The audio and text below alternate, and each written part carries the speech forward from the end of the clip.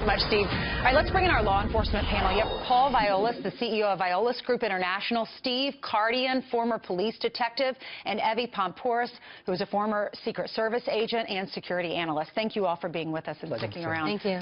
So we were going to bring you on today and talk about something totally different, and then the events of the weekend just unfolded. Evie, what do you, with your experience, is this much bigger, a bigger deal than what we first thought? I mean, you've got this guy, it's now international, he's from Afghanistan, could involve more than one person. I don't think it's a surprise, and we were just discussing it earlier. Like, to us, this is just like, this is the new norm. And of course there's going to be other people associated. One person cannot do this by themselves. You're talking about getting the resources you need to do this, the equipment you need, the assets you need, and this is going to be beyond what we're dealing with here. And I think we really need to just adjust and just understand that this is our new reality. We have to change our mindset, and just this is what we're going to be seeing from now on. I want to say this, I'm not saying this to panic people. I would like people to be prepared. And a lot of that preparation comes from having our psychological mindset adjusted, because we're living in a different world right now. And I don't think as Americans we're quite there yet. Not even close. Any chance this is a dry run, just to see how we're going to react? Most certainly. I mean, think about it for a second, Ansley. History is a cause, event, and result cycle that constantly repeats itself. If you look at the first attack on the Trade Center in '93, prior to that they did penetration testing. If you look at the second attack on the World Trade Center, we know they did penetration testing at airports. What we're seeing right now is a vulnerability assessment of our own readiness.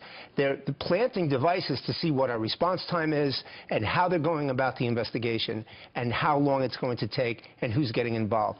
It's a smart business play on their part, and the one thing, to piggyback on what Evie said, the one thing that we absolutely must do, we must embrace the fact that we are in the embryonic stage of a holy war, and we need to realign our thinking so it matches theirs, not ours.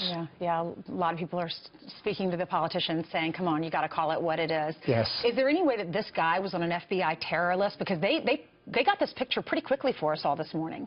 He may very well have been on an FBI terror list, but the NYPD and the authorities in New Jersey worked very quickly to make this arrest.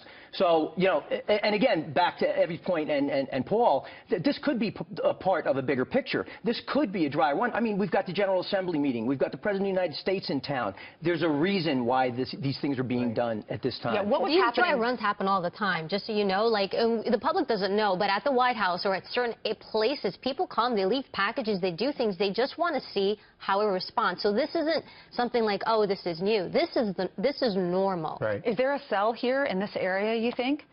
I would, you know, I don't want to, I'm not with the FBI and their intelligence teams, but it would be very naive of us to assume that there are no cells here, obviously, in the United States or New York. I mean, there most certainly are. They're being investigated. They're being monitored. And to support Evie on that, there is absolutely no question that we are inundated with growth cells all over the United States. 1,000 investigations by the FBI alone into terrorist activity in the United States. 1,000 investigations. I mean, we've got watch lists. We've got no-fly lists. I mean, we've got all sorts of lists. And, you know, the law enforcement agencies are doing everything they can to watch everybody. And they can't watch everyone. It's difficult. Evie, Steve, Paul, thank you so much for being on with us this morning.